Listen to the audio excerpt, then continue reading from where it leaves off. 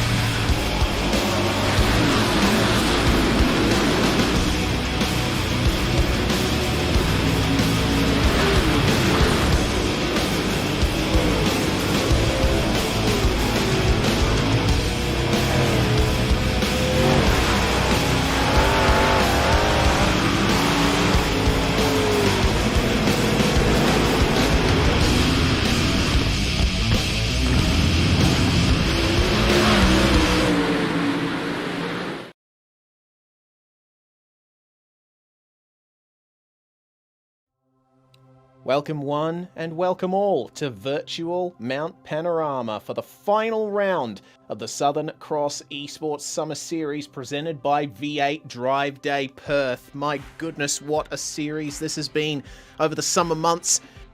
And I've been really looking forward to this final round. We started the season in Australia and we end it in Australia with a slightly shorter round here at the Mount Panorama circuit.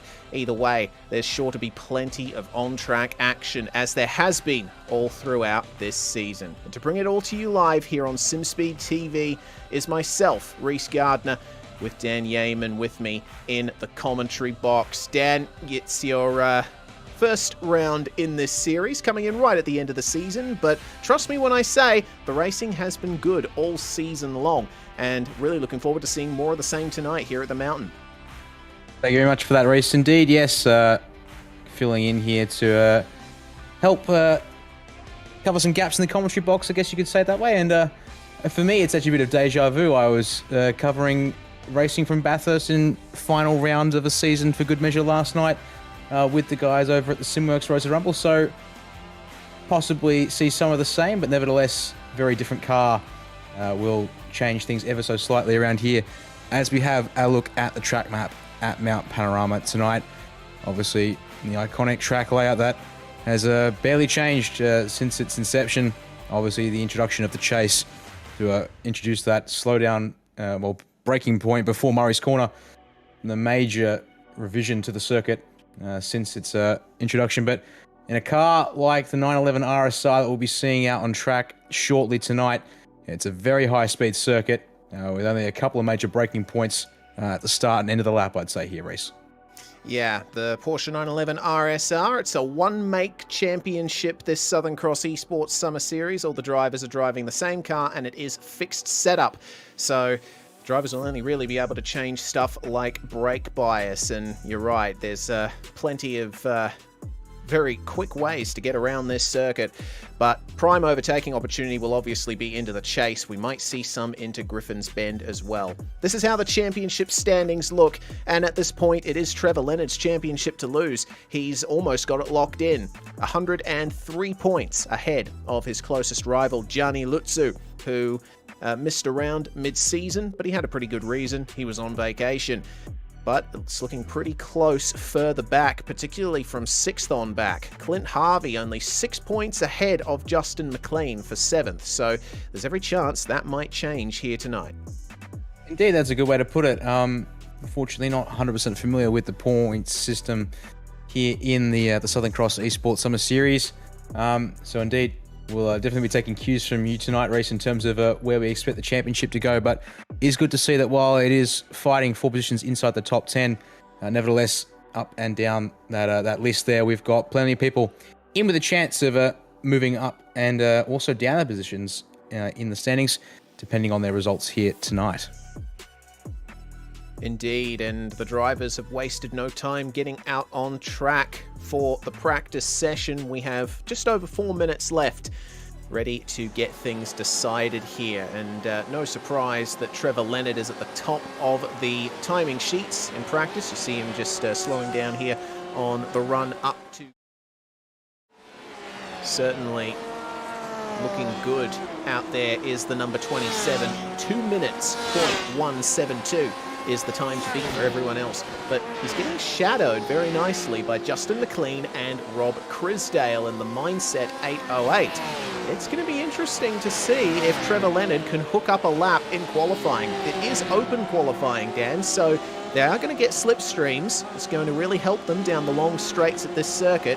But if there's a driver making a mistake in front of you, as you can see, there's nowhere to run. Indeed, yeah. If anything goes wrong over the top, it will be an absolute minefield of a circuit up there.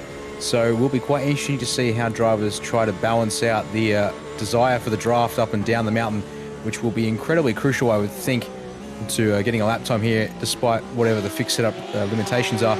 Especially so if the fixed setup does have a pretty high wing component on it, as we are right on board here over the top of that. You can just see their cars pulling out of the way, just how important that's going to be. The 662 there of Justin McLean slipping past her. There was the number 99 of Ray Oliver as they make their way down the hill here.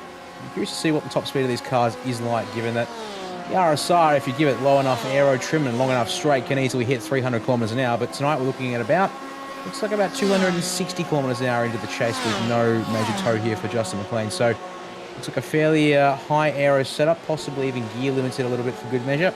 So it will be crucial getting the runs off the corner and setting up the run early on the straights here, I dare say, Reese. Yeah, it's going to be all about, whoa, not doing that. Very easy to catch the grass on the entry into Murray's Corner, the Loud Signs car. Fortunately not cleaning up anyone else in the midst of that. As we check out Tyson Broad having a little lock up into Forest Elbow on some of his final preparation laps. Broad's in 6th place in the practice standings, and get another view of going as fast as possible here down Conrod. Yes, straight line speed at a little bit of a deficit on this fixed setup, but as you've been able to see for the drivers, they're able to carry a great deal of speed across the top of the mountain, basically from the cutting onwards. That's where downforce is the most important. And oh dear, even despite that extra downforce, it seems still having a little bit of trouble getting things sorted into the chase. And Broad going into the pit lane, which the drivers are going to have to do in race 2 tonight. Race 2 is going to be 25 minutes long as opposed to the 35 minutes that we've usually seen in this series. But it's certainly something that the drivers are going to have to deal with, that very interesting pit entry here at Mount Panorama. You have to negotiate a couple of chicanes on the way in. It's a fascinating layout and a little bit unconventional compared to most other circuits, but it's a place where you can certainly make or break your race, maximising the speed on entry without driving into the gravel there or clipping the entry fence on the right side of the entry in particular will be important. We watched the number 21 there of Grant Johnson, unable to improve that time by there in practice, but 203.1 is still doing okay, but a couple of tenths off his peak potential. Look there at one of the Mindset cars, or the Down Under Sim Esport. Actually, no, pardon me, that's a different V-Race. Apologies to the 440. It's Barry Punter, a little bit wide there and a little bit banged up for good measure. So indeed he'll... no, he won't practice the pit entry. He's going to pull that one back off to the inside and start one more practice run, but his lap will be aborted due to the end of practice session in just 15 seconds time here, Rose. Not long left for the drivers to get their final preparations in for this open 15-minute qualifying session. And there isn't a no escape rule in this championship, so you complete a lap, you can pull right over to the side of the track and jump back into the pits to start another outlap. But even with that, considering how long this track is, I would estimate that drivers will only be able to get probably at most 3, maybe 4 runs in at a hot lap if they time it right. This is the longest track we visit this season, and here we are. The seconds start ticking down on the qualifying clock, and we will see who wins the battle for pole position for race 1. Pole position for race 2 will be the driver that finishes 12th in race 1, as has been the case all season long. And no surprise to see, leading the way, leading the queue here is indeed Trevor Leonard. He wants to get his laps in as soon as possible, but he'll be at a slight disadvantage here. No one in front of him to slipstream. Yeah, this will be good to see Trevor with that championship lead, clearly the benchmark driver of the season so far, and therefore a good, and also the benchmark driver in practice there, based on the times we saw. So will be a good reference to see what can this car do on low fuel with fresh tyres, even though he might be missing that toe. He'll have the clean air and the confidence to run it flat out over the top of this mountain. And impressive to see here, despite the aero and gear configuration for the cars here, meaning they're going slower than your typical GT3 car will down Conrod straight into the chase, just how much time they're making up over the top as a result due to the fact they've got the bigger brakes, the bigger tyres, the extra aero. Is firing down a little bit wide at the bottom of the S's perhaps there from Trevor Leonard, but it is the outlap and the car still coming up to temperature as he brings it here to Forest Elbow for the first time in the qualifying session. And we'll see what his run looks like down the straight here and whether he backs out. I'll be curious to see. Although unfortunately, just well, back the other end of the track, unfortunately, we've got some trouble at the exit of the cutting here on outlapse for a couple of drivers. The 440 of Barry Punter is currently backwards on the racing line, which is not ideal because here come cars and smack goes the number. That was the number 114 of Caleb Sumich, and closely followed by the 18 of Max McRae, and more cars involved as well. Oh dear, I think another car has just been caught. Yep, the number 33 of John Lee's just been caught up by that stricken 440. So those guys need to probably clear out and get ready to go again. So let's have a look at the virtual racing score replay here, because it was more than that. There's a couple of cars involved in all of this here. Yeah, it looks like it was Michael Thompson here that ended up triggering what happened at the cutting, just making his way in, but coming out of the corner, the rear end gets light and he goes into the wall. Big bounce off there, just avoided by one of the Mindset cars. But he tries his best to get it going. Unfortunately, there's not much room to work with up here. Just avoiding there, just avoiding there. But he has to make like a 15-point turn to try and... Oh dear, actually looks like Barry Punter made that error by himself, maybe slightly distracted by a message from his spotter telling him of the stricken 222. And this is a replay as well. Something going on here for Trevor Leonard. Oh no, Anthony Jewell. Oh, nice grass grab there, unfortunately on the brakes for the number 28 there, Anthony Jewell, and that sends him firing across the inside of Murray's corner to the tyre bundle, but unfortunately for him, that's best off to reset that car and try again as we jump back to live pictures. And here with that provisional pole sitter of Trevor Leonard, first driver to start a flying lap here. Down the hill he comes, all looking nice and tidy, but oh, more trouble at the top. We've got number 46 on the exit of the cutting and heading up to Fujitsu signs very slow. We also saw another car, the 663, which is towed back to the pits already, having spun at McPhillamy Park. So it's all drama aplenty here. It now means, I believe, well, Leonard is rather comfortably clear of the next car behind. It's Brody Watts, the number 11, chasing down to 27, but the gap looks to be just far enough here that Trevor shouldn't be giving up too much in terms of straight line speed through that car directly behind him here, Reese. Well, down into the chase. Nice clean line there, just kissing the curb on the inside. It's looked like a pretty clean lap from Trevor Leonard so far. Let's see what he can do then. Coming down into Murray's. What is going to be the benchmark time set here by the championship leader? Into the 201s, a 201.3 to start things off. Straight to the top for Trevor Leonard. Brody Watts really shadowing him there, only 600ths of a second behind him. First two cars set times there. Peter Biancucci setting a 202.030 as we check out Cameron Edwards here. Oh dear, looks like, well, that's one of the places where you really got to look out around this circuit. Going through that bend, there is a bump on the inside, and it seems the rear end got light from there. These cars do have traction control, so maybe that kicked in and made Mr. Edwards lose a ton of grip. Yes, indeed. Well, while we were having a look at that virtual racing score replay, new provisional pole sitter made their way to the top. It's the number 25 of Tyson Board in the OMR eSports entry there. 2 1,000ths of a second was what he was able to pull out ahead of Trevor Leonard. Unfortunately, though, he looped it on the exit of turn 1, so this lap here has been effectively aborted, but he's now got some traffic ahead, which could either be a blessing or a curse here. We'll have to see if he can make use of it in terms of a straight line tow and not get too tripped up behind them as they come over the top, but another driver's come unstuck. In fact, the 440 of Barry Punter's come unstuck again, this time at the top, which I believe is the beginning of repark there. Goodness me, not the qualifying session. That 440 will have wanted so far, and we're already over 5 minutes in race. Yep, 1/3 of the session done, 2/3 to go, so time's running out from just under half our drivers in this session to get their laps in. The top 15 have set times as we check out what happened to Mr. Punter.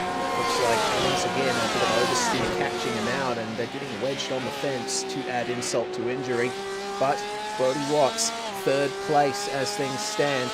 Tyson Broad on a 201.305, Leonard on a 201.307, so there's absolutely nothing in it up the front. If Brody can improve on this lap, he'll certainly jump to pole, and a 201.127 as Trevor Leonard goes faster just ahead of him. It is still Leonard, Watts, Broad here, your top 3, but Watts improving to put Broad down to 3rd. But Trevor is really laying down the gauntlet here, showing everyone, yes, I deserve this championship title, as Mason Harvey comes round to start another lap. How's Rob Crisdale going to do? It looks like Ray Oliver is moving to 11th place, but it seems that Crisdale couldn't quite improve that time around. Must be a little bit busy there. Crisdale has a little bit of traffic front and back behind him as we look to another car that's been fast all season long, the number 58 of Gianni Lutsu for Energy Motorsport, but that rear wing is not looking too healthy. Nevertheless, Lutsu decides to set up for another lap here. I would presume this means his current lap will be invalidated by whatever on earth has caused that. Our rear end bend, although in saying that, he's starting lap number 2 just now. Lap number 3 just now for him, sorry. No laps counting just yet for that number 58. So we will be looking to get a time on the board and hope that that wing damage, as visually striking as it is, isn't doing too much to the performance of that car as we catch the Virtual Racing Squad Replay. And another one, unfortunately, is coming undone on the bumps around here at Mount Panorama race. Yeah, and it looked like a fair whack to the wall, to the rear end. It was Lutsu indeed who we saw looping it there, and that's the reason why his rear wing is so crumpled. He'll be hoping that the rear downforce of the car is not compromised. This being a GTE car, oh dear, okay, well, number 37 having some problems as well, also part of the Energy Motorsports crew, Craig Spencer, who we haven't seen much of this season, but evidently having some big issues there at the exit of the dipper. That's a very awkward place to come unstuck, and goodness me, doing a little bit of shuffling on the dance floor down Conrod Straight as Andrew Lachlan is around as well. A lot of drivers having issues getting their laps in. One driver that hasn't had as many issues getting his laps in is Max McRae, who recently improved to 13th place. The McRae's a very active motorsport family in Perth, and yes, that is the same McRae family that the legendary Lake Colin hails from. So we'll see if Max can improve on that. Rob Crisdale improves to 3rd place meanwhile, 201.144. The times remaining very close at the front of the field.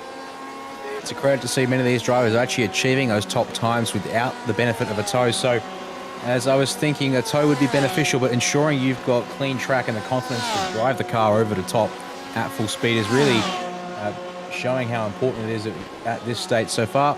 Looking now to number 69 of Alex Zani in that Racing Dynamics car. He's got number 22 of Brett Limmer, having just passed him by. Looks like here Limmer apparently looking to finish a fast time here. Himself looking to improve on a 203.5 as he comes around the final corner there. He's a little bit loose using the apex curve, which is often not something you see recommended by many people, and I get the feeling it probably hurt the run a little bit there because a 204 is what it would have been had the lap counted, but contacts or off-track somewhere around the lap has invalidated that one there for the number 22. So approaching 2/3 of the session already done, race, and I did see the qualifying leader did come into the pits. A 201.9, I believe, was an in-lap there for Trevor Leonard. Indeed it was, yes. So drivers opting to come back in and either take fresh tyres or do a full reset, depending on what the fuel levels are like in this series for qualifying. That will make a bit of a difference. Meanwhile, we ride on board with the 58 again of Gianni Lutsu as he comes over the top, down the S's, and getting that car to stick quite nicely here as he threw the dipper. We'll see how the run looks like down Conrod in a second. Yeah, Gianni is still pushing on with that damage to the rear. That might be compromising his qualifying pace. He locked up on the way into Forest Elbow just then, so ran a little wide of the apex. That would have compromised his run onto the straight, but fortunately, he has a little bit of help from Brody Watts up ahead of him in the V-Race Experience number 11. Of course, V-Race Experience, one of many fantastic sponsors this series has, along with the likes of West Australian Automotive Equipment, Word of Mouth Signs, Alliance Auto and Mining Supplies, and of course V8 Drive Day Perth. So, Gianni Lutzu coming back down to Murray's Corner. Dean Hunt just up ahead of him has improved to 14th place. John Lee sets his first time and moves up to 22nd. How fast will Lutzu go on this one? A 2:01.409. That is a good improvement for him in terms of time, but not in terms of position. He remains 6th. You see there the gap that big enough to the car ahead to be able to improve the time, but not to improve the position. And very interesting to see there, Reece, that the car doesn't seem to be down too much on speed. As we look again to the number 25 of Tyson Broad. If I'm not mistaken, he's here on an outlap, yes, so setting up for one of 2 final flying runs he'll get here, so pardon me, actually that one did count on 2:01.5. Paul McLean, he's just gone to P1, the first driver into the 2-minute bracket. 2:09.21, fantastic stuff there from Justin McLean, but Trevor Leonard, we're hearing, is on a stonker of a lap as he comes across the top of the mountain up to McPhillamy Park. It's just a little lift, maybe a tap of the brakes required in this Porsche 911 RSR. Let's see what the line is like down through the S's. He ran a little wide here at this turn coming into the dipper. He's going very deep into there, but it doesn't seem to be compromising him that much. God, he is on it at the moment. A little bit of traffic up ahead though. Oh, very close to the wall. Was that a 0X? Not too sure, but Leonard, he won't be getting much help here from John Lee, who is going to have to pull over and let him go. And Leonard's stuck on the left side of Conrod Straight. Well, we'll see if he can respond to Justin McLean on this run. Personal best in Sector 1 was faster.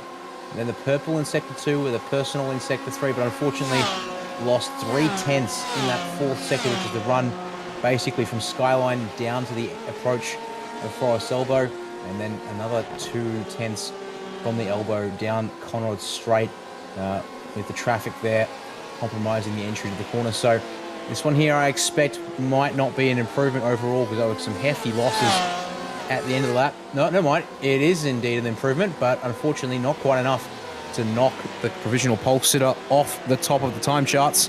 But plenty of time here to try and jump up. In fact, he had been immediately displaced, pardon me, by number 11 of Brody Watts, right behind. So now 2 cars in the 2:01.0 marker. The question is, what can they do to close in on a 2:09 from Justin McLean as we switch our eyes back to the number 28 of Anthony Jewell here is.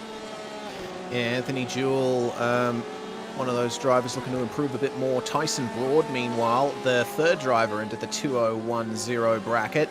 He moves up to 2nd place, but the number 28 of Anthony Jewell down in 18th position at the moment. Jewell finished really well at Okayama last round. He's going to improve up to 14th place with that run. 2:02.333 on my timing. Yeah, looks to have backed out of that run there, so he's calling his qualifying session over as with just under a minute on the clock. It isn't going to be a hard cut-off, due to the heat format in use tonight by this series, based on my own experience with heat racing elsewhere on the iRacing platform. So who is going to get one more chance in at a lap? Trevor Leonard might just squeeze one in, but he's only coming off Forest Elbow now, so that's going to be touch and go there for the 27. We'll have to see how it goes though. Grant Johnson, number 21 there, unfortunately unable to improve past 20th place provisionally, and looks like he should have that one relatively wrapped up, as the only car behind him on track is the 440 Barry Punter, who's really having a hard time out there tonight. So let's have a look here at these last couple of drivers coming down to the end of the lap, and it looks like, yeah, I'm going to say the 47 of Dean Hunt here is the last car that will get across the line. So what can the 47 do? The answer is a 2:02.0, which has that improved his time? It has. Yes, up it to has 11th. indeed. Indeed, they're right at the buzz up. And there we are. The end of qualifying sees the track immediately cleared by iRacing as we get ready for the first of the 2 races here tonight, Reece. First race, 15 minutes long, and it's an out-and-out sprint. It will be headed off by Justin McLean and Tyson Broad on the front row. Fantastic qualifying performance there from Justin. Brodie Watts and Trevor Leonard will line up on the second row. Meanwhile, it's Rob Crisdale and Mason Harvey in 5th and 6th. Gianni Lutzu will start out of 7th place. He'll want a good result tonight, being 2nd place in the championship. He starts alongside Mike Pepper, Clint Harvey and Peter Biancucci 9th and 10th. Meanwhile, it's Dean Hunt and Caleb Sumich who round out the top 12. Just being advised there, in fact, a couple of drivers receiving end-of-line penalties from Race Control, including Caleb Sumich there, which would have been 12th place. So we'll run through the rest of the field, though. Craig Spencer and Ray Oliver will be on row 7, with Anthony Jewell and Max McRae on row number 8, with Ross Thallen and Cameron Edwards rounding out our first of 9 rows here. And a few more drivers. Alex Zani, the next of our drivers to receive an end-of-line penalty, so not going to be out of position 19 for him there. Grant Johnson, F4, will still be on row 10, but promoted the sport effectively. Brett Limmer and Michael Thompson, the third driver to receive an end-of-line penalty there from Race Control, so that will shuffle the field a bit there. And then with Franz Estabauer and John Lee will effectively be on row 12 there, but obviously shuffled. And then last of our cars, Barry Punter, the last car to set a qualifying time.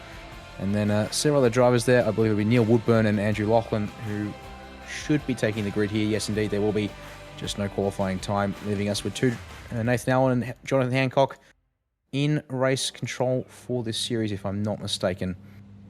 There, Reese.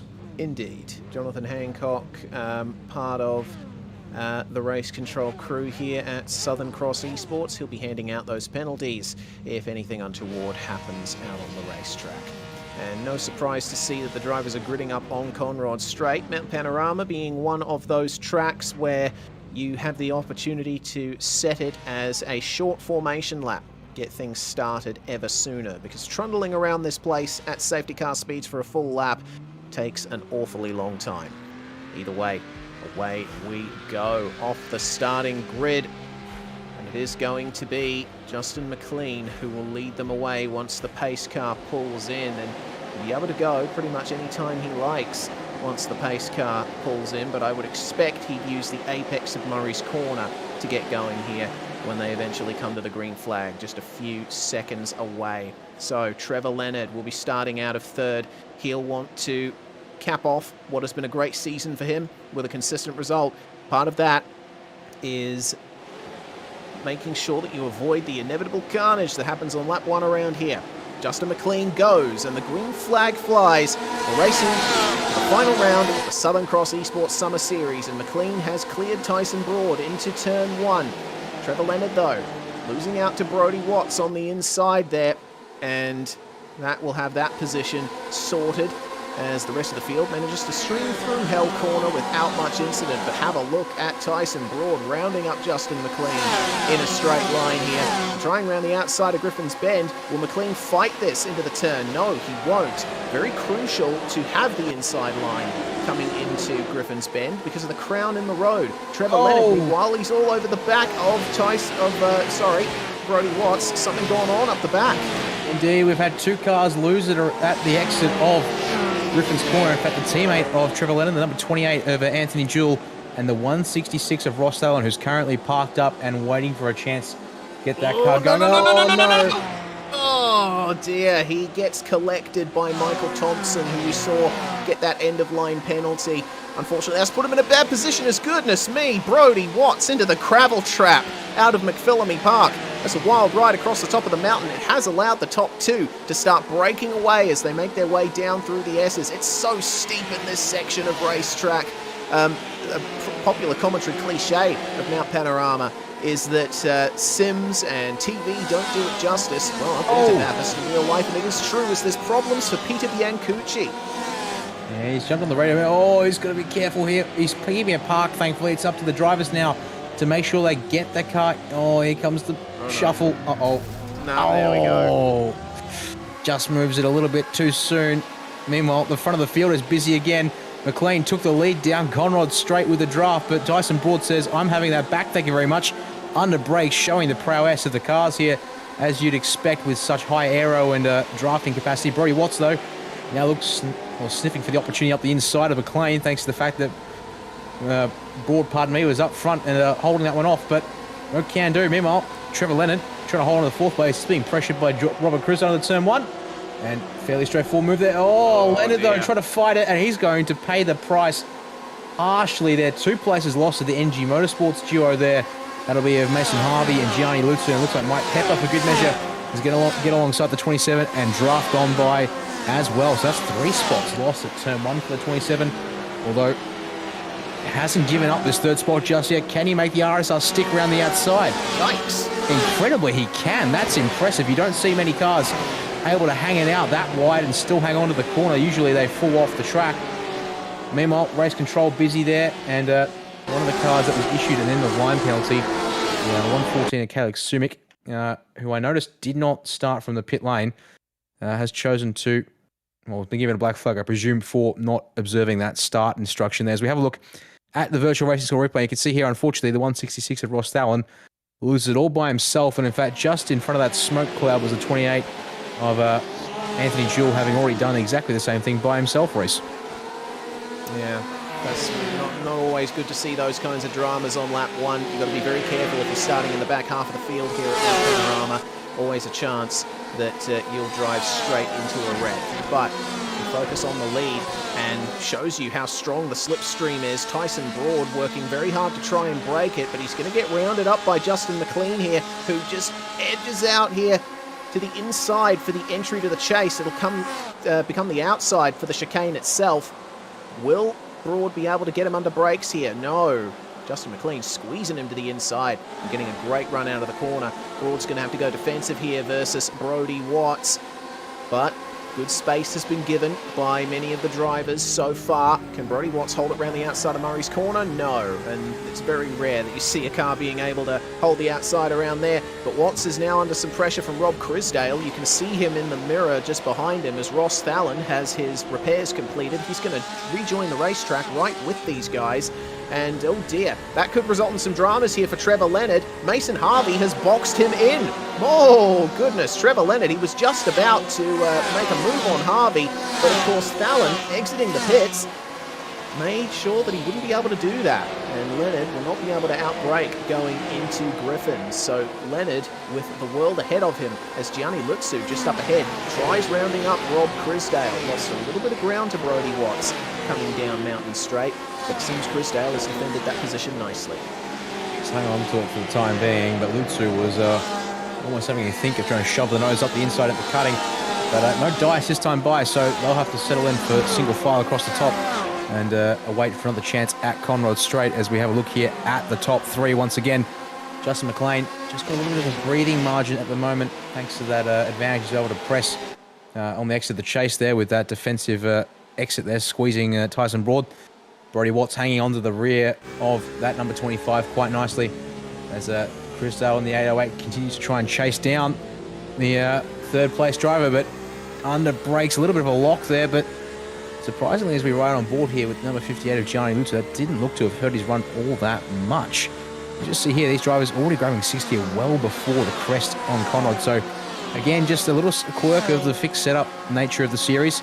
Not quite perhaps purely optimized for this particular characteristics of Bathurst, but nevertheless, it means that they still have a good drafting opportunity to work with here as down the straight they come here in the mid-pack at what looks to be the 271, if I'm looking at, no, 21, pardon me, if Grant Johnson, in fact, we caught him at the end of qualifying. It would do me good if I could actually try and remember some car liveries with the numbers and names to go along with them for good measure there, Reese. Yes, well, Grant Johnson, certainly a very well-travelled racer in the real world. He is a former V8 Utes champion, and he's had some pretty good results over the course of this season.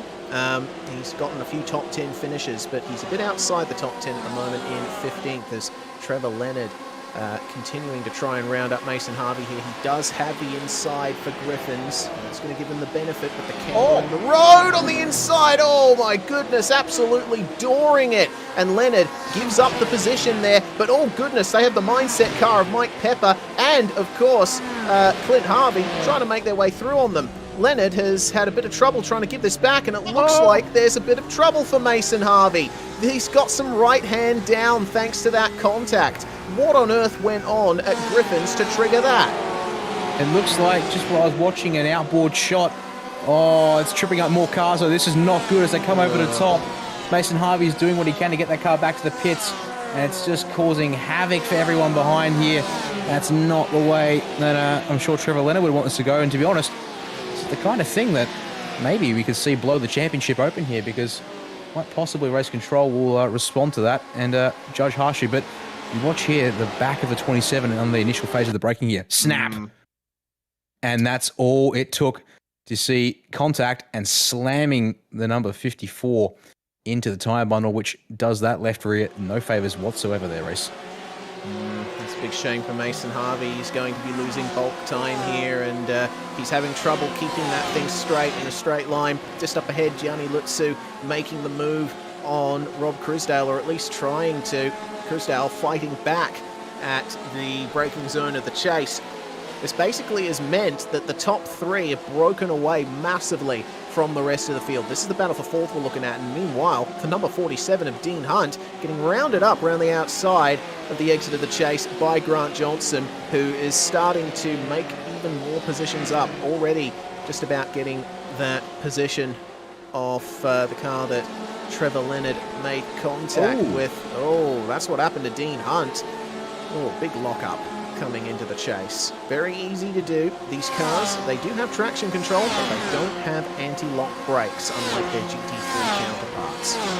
Indeed, that's what makes them quite that bit tricky. But credit to Dean Hunt there. Whilst locked up under brakes, they're able to get it to the inside and pull it up hard enough that no contact made with any of the other drivers around him. So just a bit of time lost and positions lost, but no damage done to anyone or himself. So good work there. He'll be able to recover that, I think.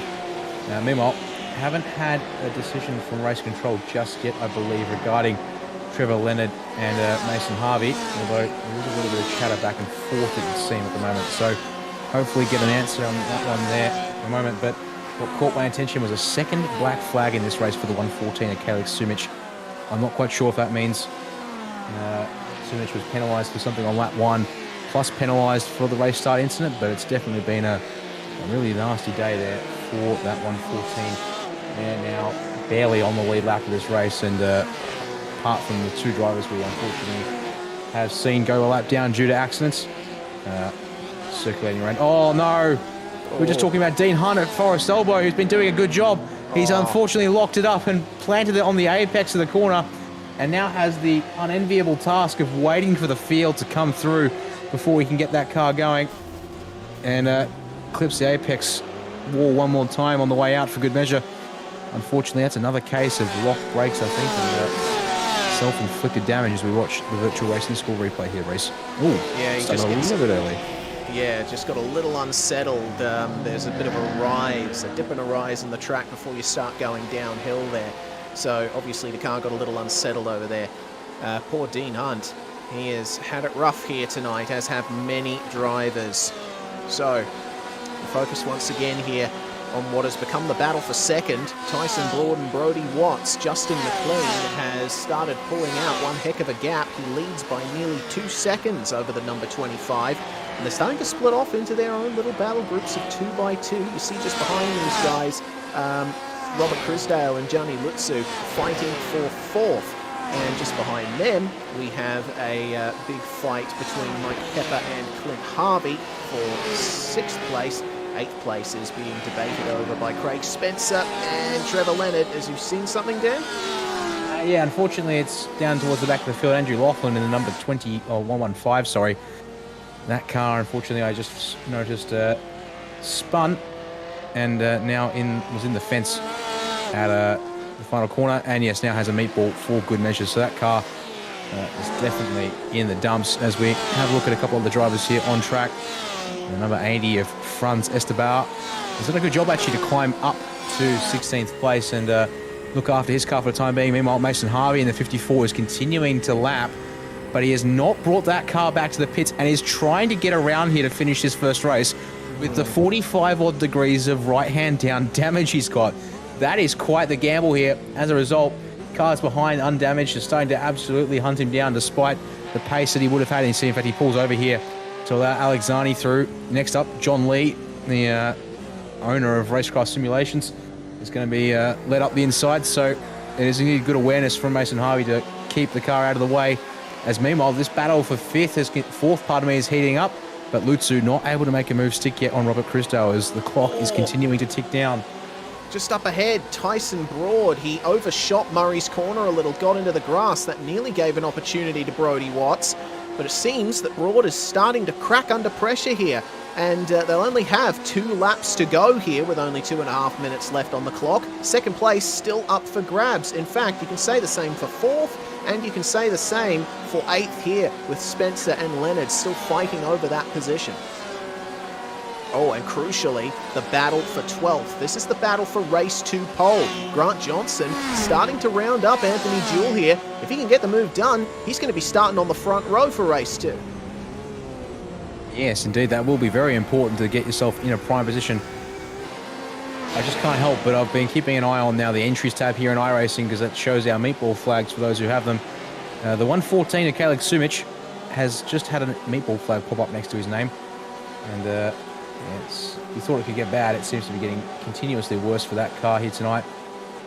Gearing a little unresponsive, just looking at his car for the moment. But nevertheless, he circulates around about 10 seconds up the road from our race leader. Let's see if we can spot exactly what caused the meatball here. And oh yes, dear, that's going to do it to him there. I'm surprised that car hasn't got more steering damage visible than it does at the moment, Reese. Yeah, Sumic lucky to get away with keeping the steering relatively straight as down Conrod straight we go, seeing Gianni Lutzu trying to round up Rob Christdale. They got Brodie Watts just ahead of them. He's made a mistake and dropped back from Tyson Broad. So it's a big battle now for 3rd place in this first race as we're almost coming up to the final lap with just under a minute to go. Justin McLean leads by 2.9 seconds.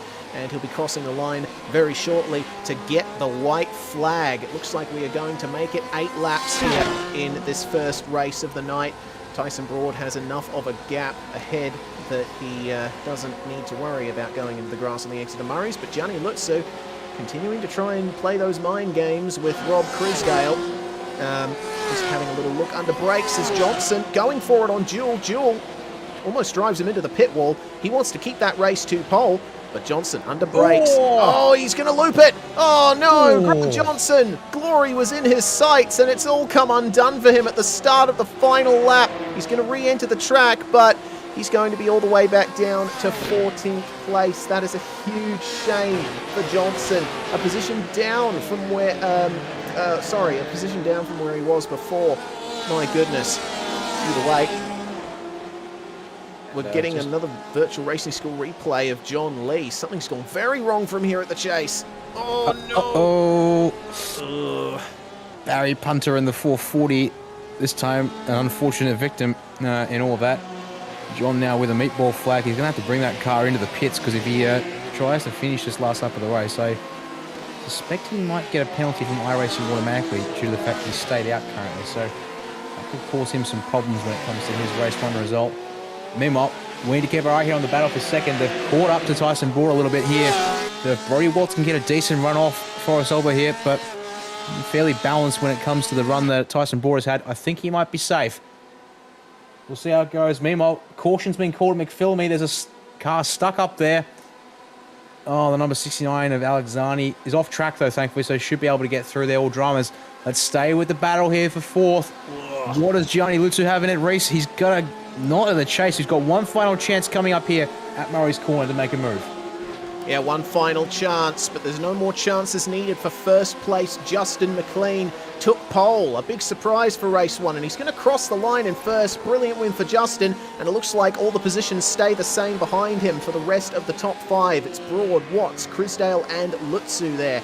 And it seems Mike Pepper crossing the line to finish 6th. Clint Harvey in 7th. Looks like Trevor Leonard making his way past Ray Oliver and holding on to that 8th position. Meanwhile, we check out what happened to Alex Zani up at McPhillamy Park in the Racecraft Simulations entry. Oh dear, that was the 37 of Craig Spencer. There was more to that incident than we thought. And goodness me, he went for a tumble. That has certainly been one of the, I guess it's one of the wrecks I've seen here at Bathurst of the Ages. The car thrown from fence to fence, nose to tail and roof to floor for good measure there, Reese. It's gone every single which way as to with that car there. I have to say now, what on earth caused Craig Spencer to get all kinds of crisscross there and get an answer to figure out what happened there to him, because that was quite something there. But we'll jump to the race results here for the first of our 2 races tonight. Justin McLean, as we called it there, taking a comfortable win ahead of Tyson Broad, able to hang on ahead of Brody Watts to round out the podium for race 1 tonight. Rob Christel also fending off Gianni Lutsu to hold on to 4th and 5th respectively. Mike Pepper next to the cars across the line there, sort of on his own there for 6th place. And then Clint Harvey in 7th. Championship leader Trevor Leonard able to escape with an 8th place finish after the entanglement with Mason Harvey earlier on in that first one there. Closely followed home by Ray Oliver, and then Max McRae running out of top 10 there, Reese. Good result there for Max McRae, up from 16th. Anthony Jewell is going to come home in 11th, and Brett Limmer will be your race 2 pole sitter, finishing 12th. Good stuff there for the number 22. Neil Woodburn finishes lucky 13th. Grant Johnson, well, he almost had race 2 pole were it not for losing it on the inside of Hell Corner. He'll have to settle for 14th from a 20th place starting position. Great stuff for Perth Fork Trucks' Franz Esterbauer. He finishes 15th from 23rd. Meanwhile, Dean Hunt, one of the drivers to really lose out here, losing 5 spots. Mason Harvey even more so after getting hit on the inside by Trevor Leonard at Griffin's Bend. 17th for him. Peter Biancucci, well, it was a good qualifying performance for him, but we saw that he had big dramas in the early stages of the race. Going to have to settle for 18th. Michael Thompson makes up a couple of positions, and Cameron Edwards, one of many cars to be damaged here tonight, has to settle for 20th. Not quite the race they would want there. Alex Zani classified in 21st place there at the end of that one. And interesting to see that, because he's Craig Spencer 22nd. Something a little bit confused there about the timing. Yes, that would be why indeed. Pardon us there, as drivers only just finishing the race now.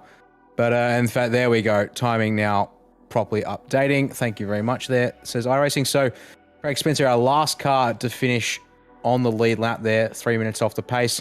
And then our lap down finishes John Lee in 23rd, with Ross Thalen in 24th, Barry Punter in 25th, and Andrew Laughlin in 26th, leaving Caleb Sumik 27th place and 2 laps down after what looks to have been a torrid race for him, both out on track and with penalties from race control there.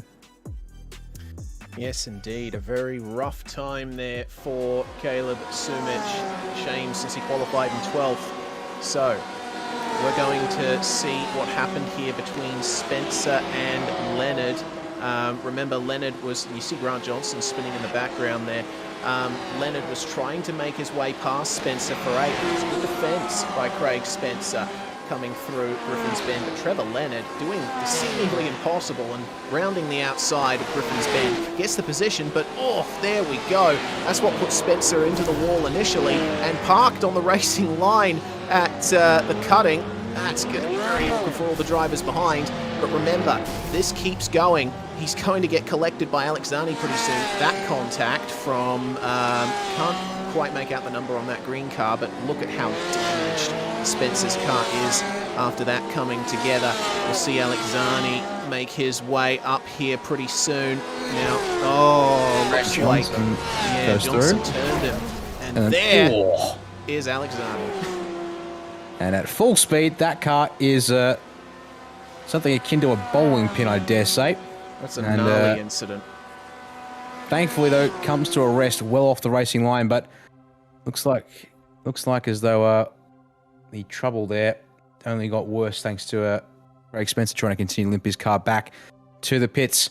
Well, we're going to have a look now at the Provisional Championship standings following that race there. Trevor Leonard moves himself to 806 points with his finishing result there in race number 1. Gianni Lutsu closes the gap ever so slightly to 96 points, but it now means he is the only driver who could possibly take the championship away here tonight with 120 points on offer for race 2. But it's going to have to mean that Trevor has an absolute disaster and effectively wrecks out of this one here, with Gianni finishing no lower than 3rd place in this feature race.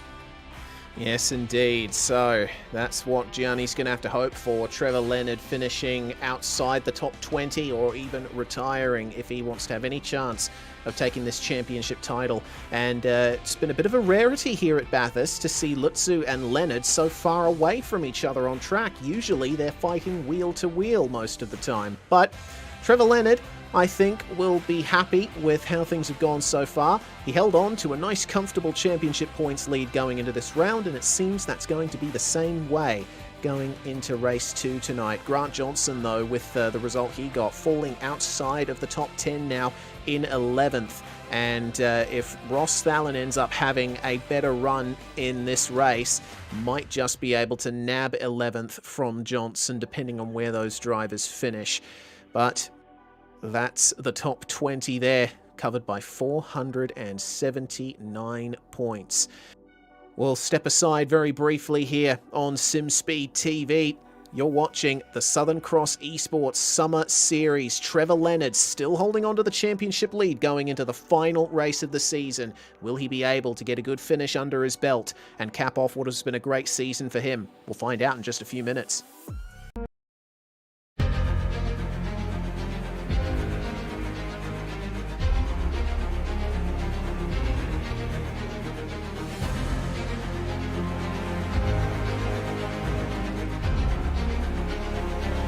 This is fantastic. This is GT racing right now. He's got traction. He's going the outside of both of them. Maloney. Oh, he's taken Anderson. Anderson's up to Oh him. my God. Oh, big crash. Oh my goodness. Half the field's going to get rolled. Second very close. These guys I want to make their way through the field very quickly. Oh, there we go. Oh no, that's massive. This is it. This is over. I can't believe this. Oh my God. God, what?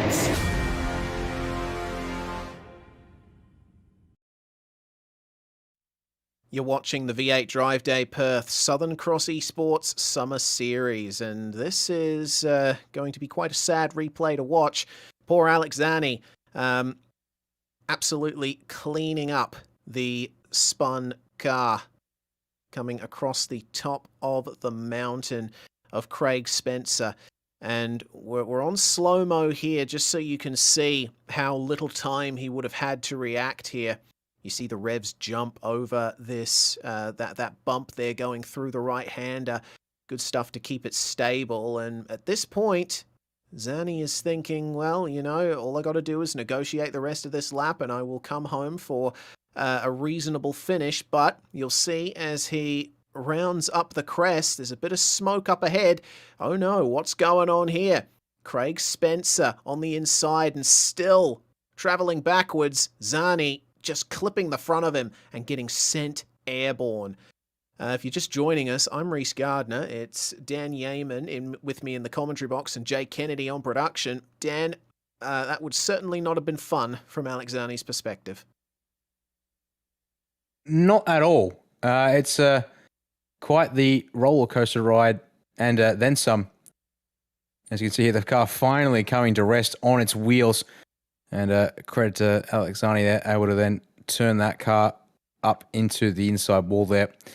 Meanwhile, while this has all been going on, Race Control has officially announced a decision from one of those late race incidents, in fact, involving the 37 of Craig Spencer, which kind of kickstarted that wonderful little slow-mo ride we got to witness there. The 37 of Craig Spencer has been given a end-of-line / pit lane start for race 2 for the contact involving themselves and the 27 of Trevor Leonard. So, fair enough, I guess, based on what I was hearing in terms of the decision from Race Control, being that sufficient overlap was made by the 27 whilst trying to pass up the inside before the cutting, and the 37 turned down and wrecked itself. But given that the crucial point there being turned down and wrecked themselves is kind of important, it's quite an interesting decision, as apparently there's no further action for what then happens on afterwards as a subsequent result. As you can see here, a replay of that initial moment there.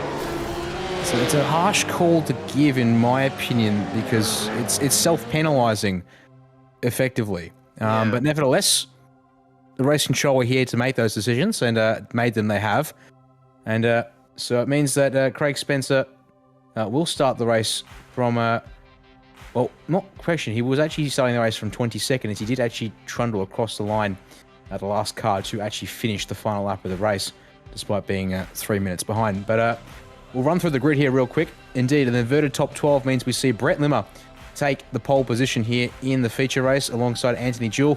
To round out our front row, it's Max McRae up to third place with Ray Oliver alongside him in fourth. Trevor Leonard, championship leader, actually in a very nice position there with fifth place start for this one here. And it's Clint Harvey alongside him to round out row number 6 here, Reese. Indeed, Mike Pepper's going to start alongside Gianni Lutsu 7th and 8th. Rob Crisdale and Brody Watts round out the top 10. And Tyson Broad and Justin McLean 2nd and 1st from the first race, rounding out our top 12. And the rest of your starting positions are how they finished in the first race. Woodburn, Johnson, Estabauer, Hunt, Harvey, Biancucci down to 18th place. Then we've got Thompson and Edwards rounding out the top 20 with Zani and Spencer 21st and 22nd, with John Lee, Ross Fallon, Barry Punter, Andrew Lachlan, Caleb Sumich and Nathan Allen. Allen, of course, I think in race control. Sumich going to be the last car to take the start, but of course Craig Spencer getting that pit lane start, so he's not going to be starting out of 22nd here. The field is already moved away behind the pace car. Now for Brett Limmer, making it home to that 12th place, he's going to have all of the pressure on him. We've seen that Anthony Jewell can get some very good results in that Team Racecraft Simulations, number 28. Be interesting to see how hard fought the battle for the lead is. Don't forget about Trevor Leonard starting out of 5th place too. He'll be wanting to make some moves here on the first lap as the pace car pulls in. Now the field falls under the control of the Mindset, number 22. Brett Limmer leaves it a bit late here to take the green flag. Hews everyone up behind him, but it is a 2-wide start. We're racing for the final time in the V8 Drive Day Perth Southern Cross Esports Summer Series, and round the outside of turn 1 goes Anthony Jewell. Brilliant move to get the lead from Brett Limmer immediately into first place. Ray Oliver gains the position on Max McRae. Gets third place. No position changes for Trevor Leonard or Clint Harvey. Gianni Lutsu and Mike Pepper trade positions. So do Brody Watts and Rob Crisdale at the back end of the top 10. Look at McRae there in the slipstream of Limmer as Oliver takes second place from Limmer. Coming out. Oh, no! Limmer! And Trevor Leonard's been involved in that as well. There's going to be a huge pile-up. Every car in the field involved. Someone say the track is jammed, Reese. I think the track is jammed for the exit of Griffiths Bend. Oh, my goodness. They are stopped. Bathurst 2005 flashbacks. Here we go. Oh, and here comes Craig Spencer. Please stop, Craig. He doesn't stop that there. Safety car is summoned as there's been more drama up on the approach to the cutting, including Tyson Broad. I can count now. 1, 2, 3, 9 meatball flags have been issued by iRacing. And the field now holds with the 000 Jonathan Hancock deployed to the race circuit in that Porsche Cayman GT4 to await the race leaders. The field sorts himself out, thankfully, but goodness gracious me, I believe the drama here is going to be the fact that not only has that caught up Trevor Leonard, but it also will have caught up Gianni Lutsu, the only other driver in Championship Hunt who's actually tried to make it further along the track and has spun, is now backwards at Sulman Park. But let's have a look at the replay here. A lot of the drivers on the outside are able to stay wide enough to swing around and take the place there with the inside line a bit choked up there at turn 1. But just keeping an eye on here, several cars the wrong way, and Gianni Lutsu has towed his car back to pit lane. Well, but so has Trevor Leonard. Leonard's done the same, yeah, so yeah. I think the championship might still be in Trevor Leonard's favour, but that's what happened to Brett Limmer. Just got a little crossed up on the exit of Griffins. That completely cleans up Clint Harvey. And my goodness, we've got cars over. Everyone at the back just jumping on the brakes trying to slow down. That is what a single car going for a spin can do at Mount Panorama. I think I just saw that Trevor Leonard's car getting just auto-ejected up and over the fence on the right-hand side of shot there. And then Clint Harvey while they were slowing down. Indeed, staying with the replay here as... oh, hello. That's a little odd. Yeah, that is As I do believe, as you can see, everyone there. Oh, that might have been at the point where the safety car was called, potentially. I don't know. Quite possibly, but I get the feeling, no, the safety car was called earlier than that, Reese. These guys have been, you see, sort of pacing and minding their business, I think, for quite some time there over the top. So, Yeah.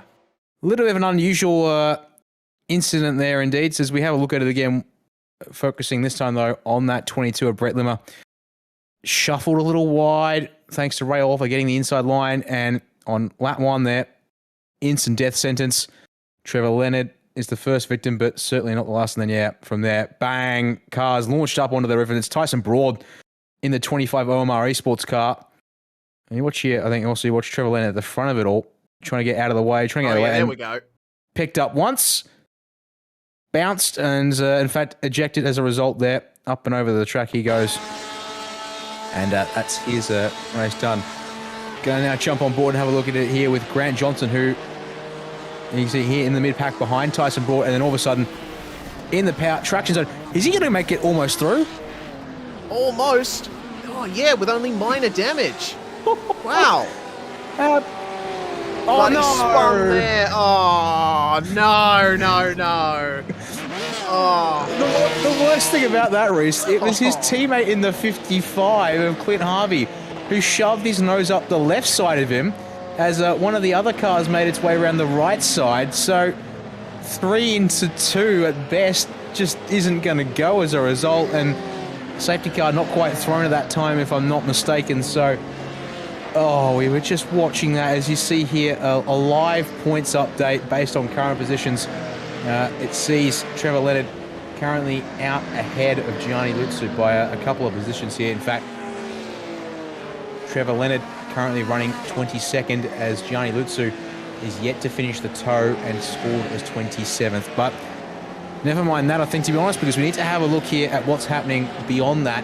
With Mason Harvey out on track and currently scored in 6th at the moment, he is now in position to take a chance to deal the place away, or 2nd place it is, away from the 58 of Gianni Lutsu. Indeed he is. So if he can make up a couple more positions here, he's currently in 6th, and it seems that he has some drivers that would be a bit slower on pace usually in front of him. It is hard to pass at Mount Panorama though, so I have to keep that in mind. But the pressure is now on Mason Harvey to take advantage of this situation he's now found himself in. And the pace car has pulled away from the field. We're going to get a restart here. No one in front of Anthony Jewell as Jonathan Hancock brings the 000 Porsche Cayman 718 GT4 into the pits.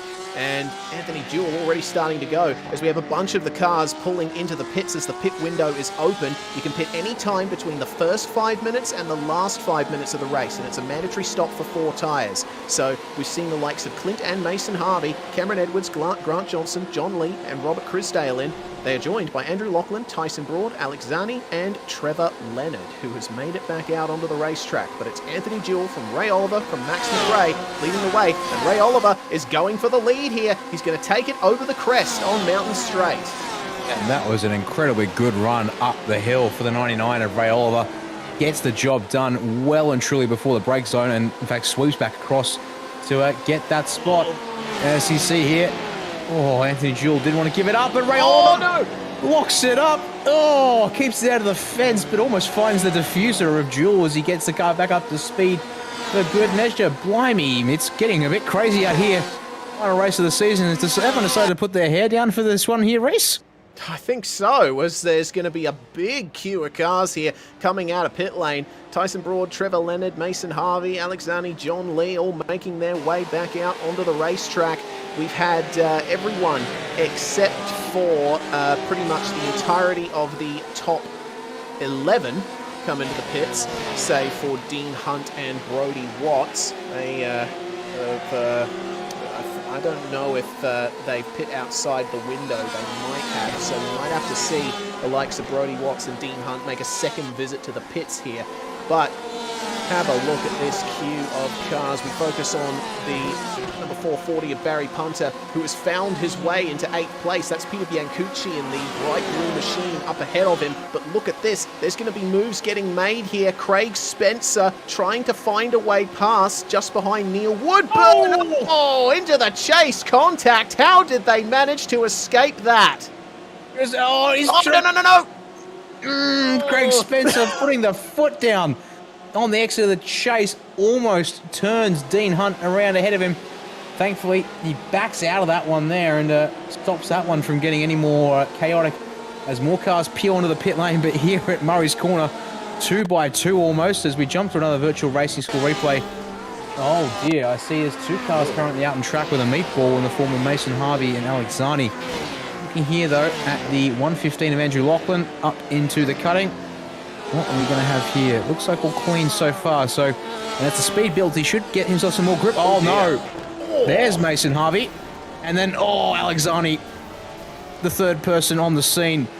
At that point, it's pretty much a done deal for him as he comes around that corner. Oh and dear! Good grief! Oh my God! 115. What on earth? Andrew Lachlan. Half a lap later. Is that the 22 of Brett Limmer? I think that's the 22 of Brett Limmer. Yeah. Oh, no. So, Lachlan getting the car back to the pit lane with a damaged car. 22 of Brett Limmer after already having the wreck to end all wrecks.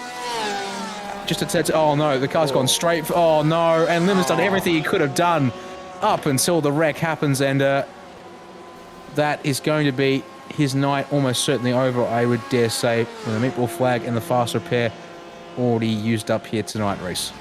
Well, this has been nothing short of a chaotic race too.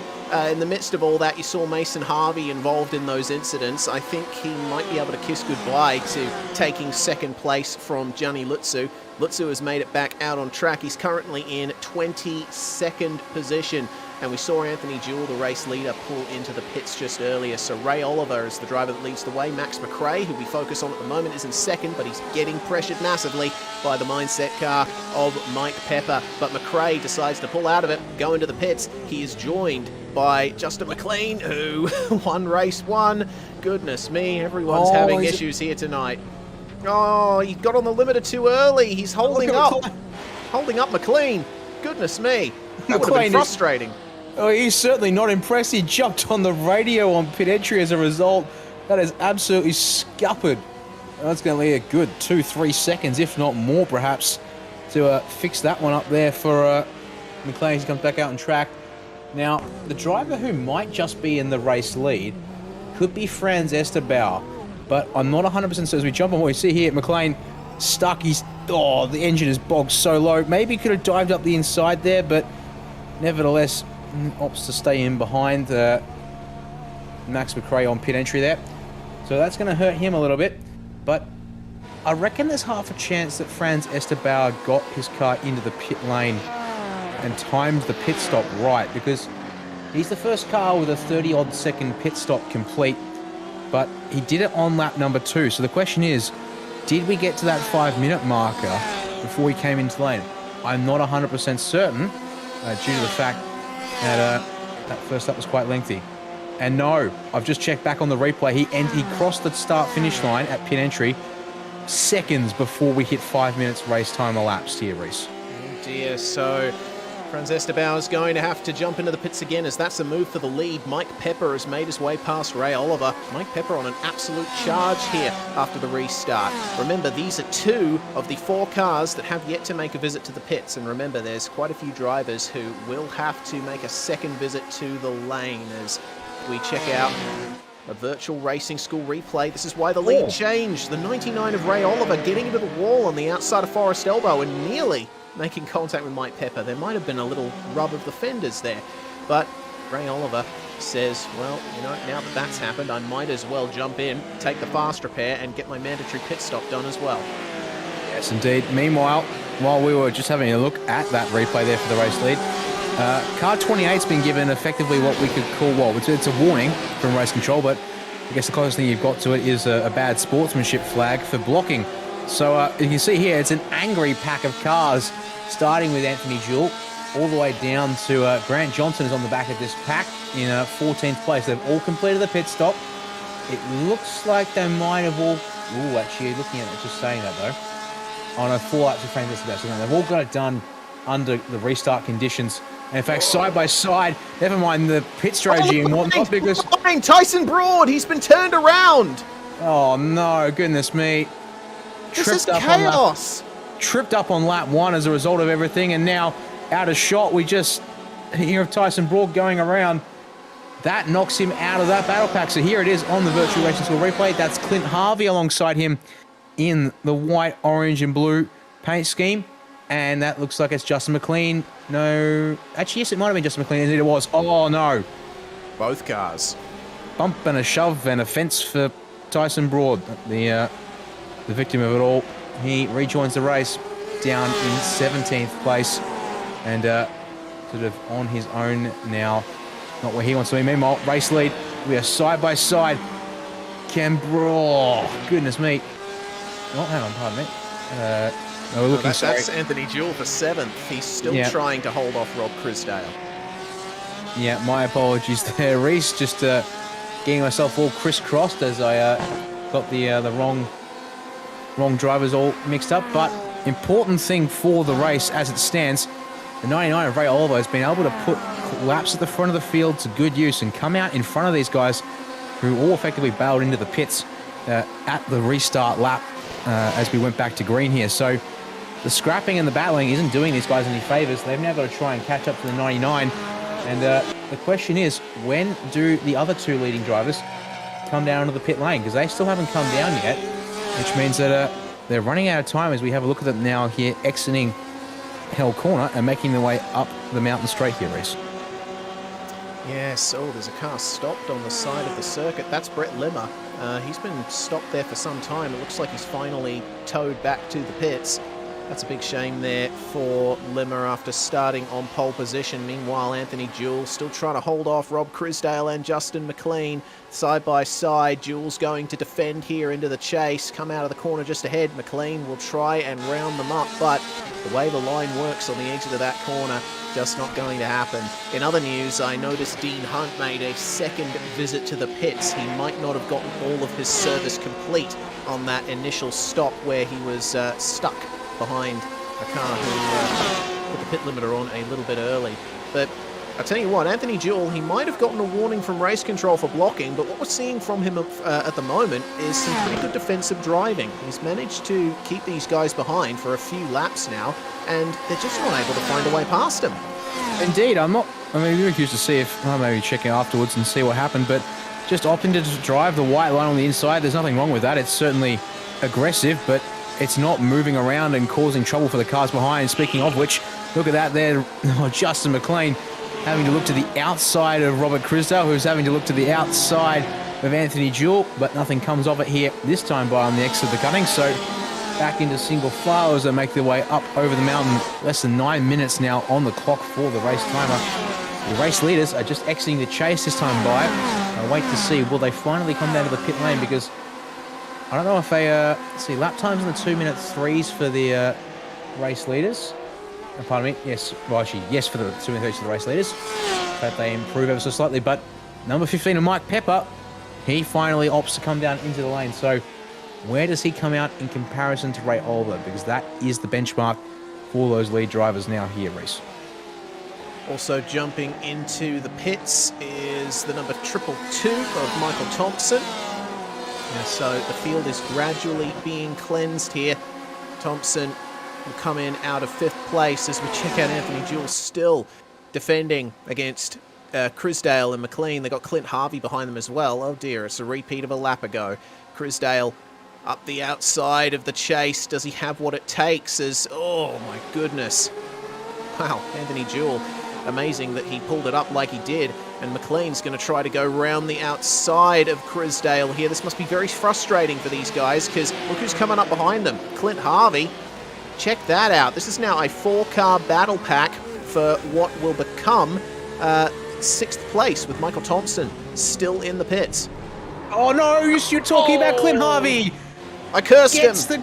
Gets the grass on the brakes and gets given a love tap for good measure on the exit of turn 1. Cameron Edwards. There, unfortunately, the 46 of Cameron Edwards. That's, I believe, he was a side-by-side on the corner entry. That was all his doing, but this P6 fight continues.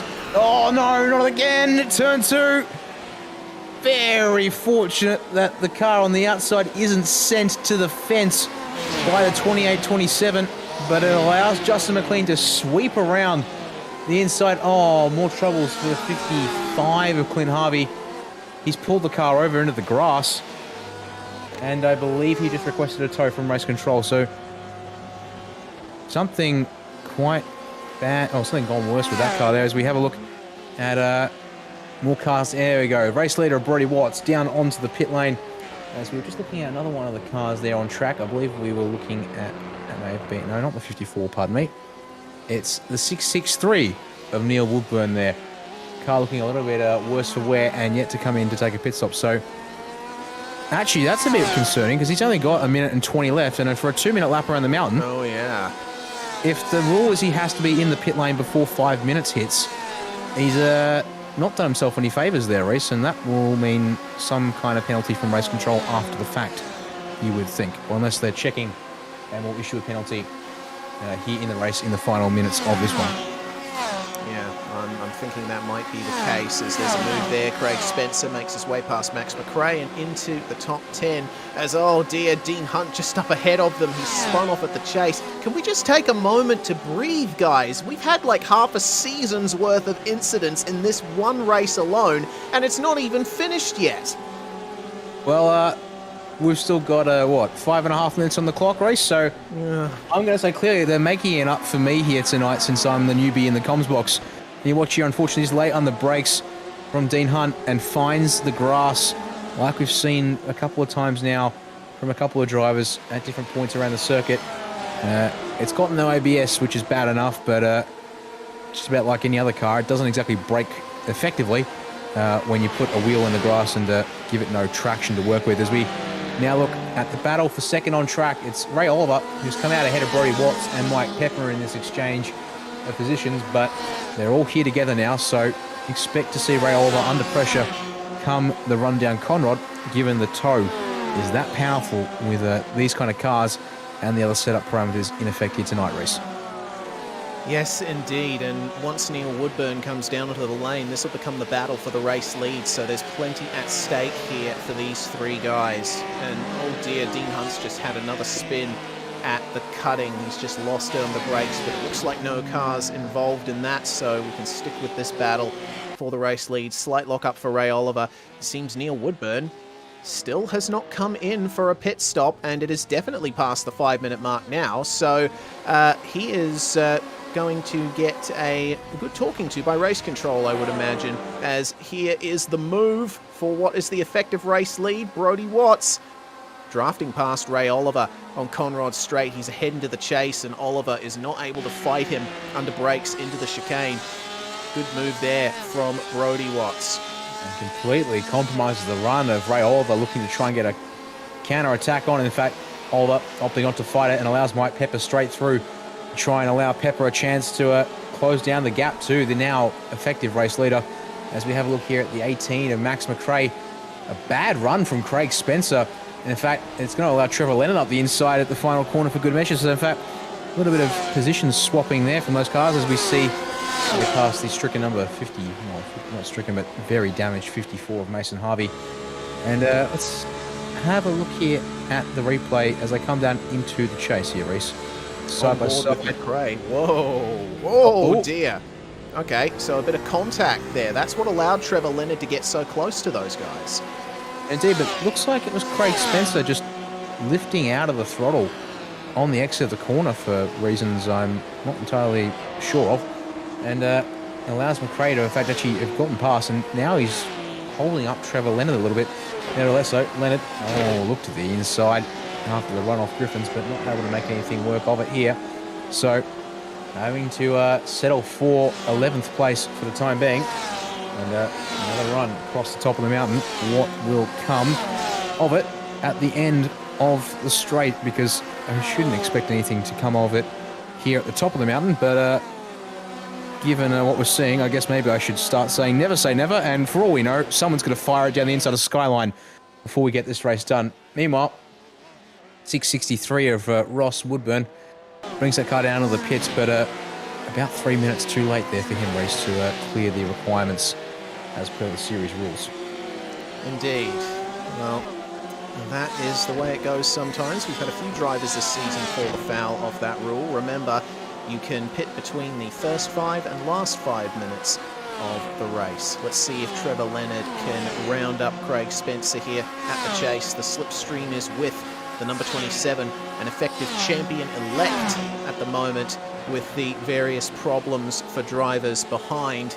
Oh, Craig Spencer, he gets it a little crossed up into the chase as it's white flag for Brodie Watts, who assumes the race lead over Neil Woodburn. And Brodie will be very happy with that. This should help him in the championship standings as Leonard tries up the inside of Spencer again at Murray's. It doesn't work for him. He only has 1 lap left to finish in the top 10. If he can finish in the top 10 after the chaos that has happened tonight at Mount Panorama, he will certainly use that to cap off what has been a pretty dominant season from Trevor Leonard. Well, he has actually just moved into 10th place thanks to the hitting driver of Neil Woodburn, having just come out behind him there, but nevertheless could still have a crack at 9th place to get himself into single digits. Jump on board the number 99 of Ray Oliver here, currently riding in 3rd place. Maybe a little clip of the fence there as we came up the hill, but don't see anything of it. So nevertheless, insignificant if there was anything there. As you can see it, almost bashing the limiter for a decent distance through the grate before finally grabbing 5th gear. And then the run down the S's here. Not too much curb usage, but that allows him to get the car to stay comfortably on the brakes there. And looks like a fairly neat and tidy run down the hill this final time. Now, meanwhile, just ahead of him, that was Mike Pepper with a solid left front lock there into the front left elbow. And they head down Conroy Straight one last time as we get back at Craig Spencer, who's now close back up to the rear of Max McRae, and that's a big lock from McRae through the elbow. Does he get a run down the straight here? It allows him to hold on to the spot. We'll have to see. As that's Grant Johnson up ahead, and not quite within tow range though. So one final chance for these guys to make a move stick, but it's going to be Brodie Watts. One final corner to navigate for him, and he does so with ease. So there comes the checkered flag. It's Brodie Watts to take the race win here for the final feature of the Southern Cross. Oh, goodness me. Meanwhile, back at the chase, I was just trying to talk about things. Max McRae doing a bit of drifting a la Colin McRae style. Decided to embrace the legacy, and thankfully, though, brings it around the final corner without too much drama. So swap places there with Craig Spencer. And a couple more of our drivers that we thought we'd see up the front of the field, but have to settle for positions further on down the field after that race there, Reece. And they come across the line just outside the top 10. It's Tyson Brawl with Ross Thallon and Gianni Lutsu behind him there.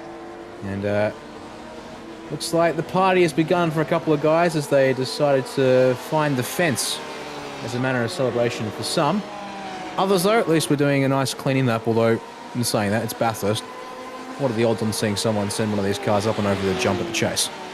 Yeah, what are the odds indeed? We might have to stay with some of these guys, but regardless, it is Brodie Watts who comes home with the race win, but with the 10th place finish a bit further behind, Trevor Leonard in the number 27 is officially crowned your V8 Drive Day Southern Cross Esports Summer Series champion, and a well-deserved championship win for him indeed. He was on top form almost all the way through the season, and I think he'll certainly be happy to take that championship crown home. Yes, indeed. Unfortunately, not being able to see the racing as it unfolded throughout the season, but nevertheless, showed the pace in practice and qualifying in race 1. Unfortunately, though, tripped up a little bit there in race 2, but to recover from being sent over the fence on lap 1 is quite the achievement there for Trevor Leonard. Gets the car fixed up, and to get back to the top 10 says a lot about his pace out in track. As here we go. Oh, jumps indeed incoming. Who gets it over the fence cleanly? Oh, no, not the 11th. That's Oh, my goodness me. The 15 of Mike Pepper runs into a car that's suddenly found itself an instant roadblock. Can this champion-elect make the jump? No. I think the downforce configuration is causing these cars to not clear it and fly. They're being sucked back down to the ground the moment they clear the ground here, Reese. Yeah, well, let's see if anyone else is successful coming up here. No, they're just not able to clear the fence, but still, they're putting on a nice show here at the end of the season. Boing, and there we go. Goodness me. It's like tripping over in an Olympic hurdle race. Goodness me. That was something to marvel and witness there, as we've got another driver coming down. Conrad, it's Dean Hunt. What can he make of it? Entry speed of about 245. And solid square on whack with the concrete. Grant Johnson looks to have decided to bring his car home in one piece. Oh, well, that's a bit of a disappointment there. No fun. Oh, come on, Grant. Decided to buck the trend. Although I think I did see a couple of cars decide that their options were to go do some burnouts at the start-finish line. While let's have a quick look at the race results here, because it looks like we've got ourselves a podium and a champion-elect to have a chat with. So Brody Watts brings home the race win, ahead of Mike Pepper in second with Ray Oliver in third. Justin McLean comes home in fourth place with Anthony Jewell rounding out our top five. Robert Crisdale up into sixth place with Grant Johnson in seventh. Craig Spencer in eighth with Max McRae in ninth, and Trevor Leonard coming home in 10th place. And finishing in 11th place, Neil Woodburn. And it was a very difficult one for him, and he might get further penalties from race control for not pitting in time for the window to close. Cameron Edwards comes home in 12th, and Tyson Broad losing a couple of positions to finish in 13th.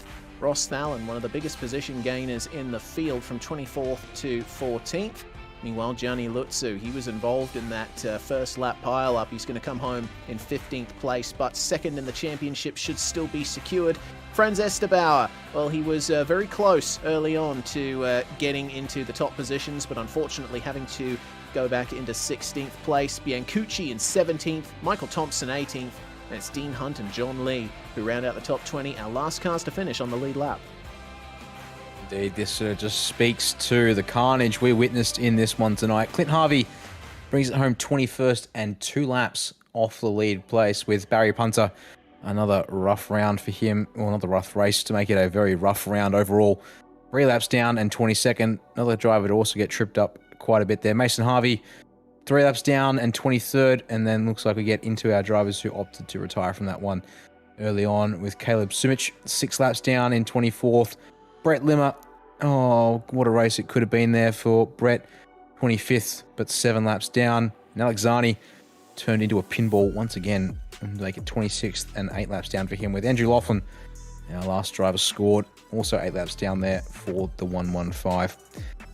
Well, we now have a couple of interviews to go here, Reese, but unfortunately I'm not seeing a lot of obvious names apart. Well, there's a couple there that make some sense, and I'm not quite sure who we're going to start with, to be honest. I know who we're going to start with. It's going to be Brody Watts, who joins us in the commentary box now in the number 11. Congratulations on your victory to cap off the season, Brody. Fantastic stuff. You weren't quite able to get P2 in the championship versus Gianni Lutzu, only 1 point separating you guys, but still a fantastic way to cap off the season for you. Yeah, thanks, Reese. I guess, you know, it just shows you got to be consistent throughout the entire championship. I had a few pretty poor races earlier on this season, and if I had have had that sort of consistency throughout the season, you know, who knows? Yeah, well, it was certainly a very chaotic night here at Mount Panorama. Very difficult to negotiate all of those cars, particularly in that first lap pile-up that we saw in race 2. Were you ahead of that? Were you involved in it? What was the deal there? I was involved in it. I don't know, you can only see as much as you can see out of the windshield or whatever, and you come around the corner and this car's upside down in the air and all that sort of thing. So I made some, I did get some contact. I got a meatball flag, so I sort of legged it back to the pits and got a new car, I guess, a spare car, and then from there it was it was good at sort of, I realized I had a bit more pace and some of the drivers ahead, and every time I caught up to someone, they peeled off into the pits. So yeah, I got pretty fortunate with some of those things, but yeah, really happy with the win. As you should be. Well, that concludes the Southern Cross Esports Summer Series for you. We're hearing that they're making some plans for another series in the middle of the year. Can we expect you to make appearances in that? Yeah, absolutely. Had an absolute blast this season. Everyone, there's something for everyone in all the races, which is great. Like you can be off the pace and still have a really competitive race, and hopefully next season I can go one better or two better even, and yeah, it'll be great. Well, before we let you go, Brody, you obviously have a few sponsors and partners to thank, so the floor is yours. Yeah, thanks to all the guys who've putting on the series this season, the Southern Cross Esports guys, and thanks for SimSpeed TV for sort of broadcasting and commentating, and all the as well as all the stewards and everyone else who behind the scenes puts it together. Thanks very much for joining us, Brody Watts, race winner here in the final race of the season at Mount Panorama. Next up is going to be Mike Pepper in the number 15, stood by with Dan Yeaman. Very interesting race for him too. Indeed, Reese. Well, I think, to be honest, it's safe to say that I think this final race has been interesting for just about everyone that we're going to have a chance to chat to. Well, well done there on position number 2 at the end of it all there, Mike. I guess, what was your takeaway from some of the highlights, if you can call it, of the race there? Well, I'm not sure how I avoided the mass crash, to be honest, in the feature. So the seas parted and just ducked left and right and came out with about 4 positions again. So yeah, it was interesting. And then just kept my nose clean. Had a bit of a battle with Ray, my teammate, but yeah, it was a good race. In fact, yeah, just watching it back now for myself here, starting in probably what could have been one of the worst possible spots to get caught up in the wreck, but a little bit of a love tap to the front. A little bit of a love tap at the front left, but that's all it was for you. So congratulations on being able to make it through and put yourself in a position to battle for the race win. Once that happens and you have a safety car come out in a race like this, I guess, does that change any of your strategy plans? Did you have a strategy plan going into this final race, given that there's a compulsory pit stop in this series? I was hoping to pit under the safety car, but it just didn't work out. And then probably pitted a little bit late, I think. Had a couple of lockups. Should have come in a lap early, but yeah, I think I saved a bit of fuel. So I only took on about like 2 litres or something. So yeah, it worked out quite well.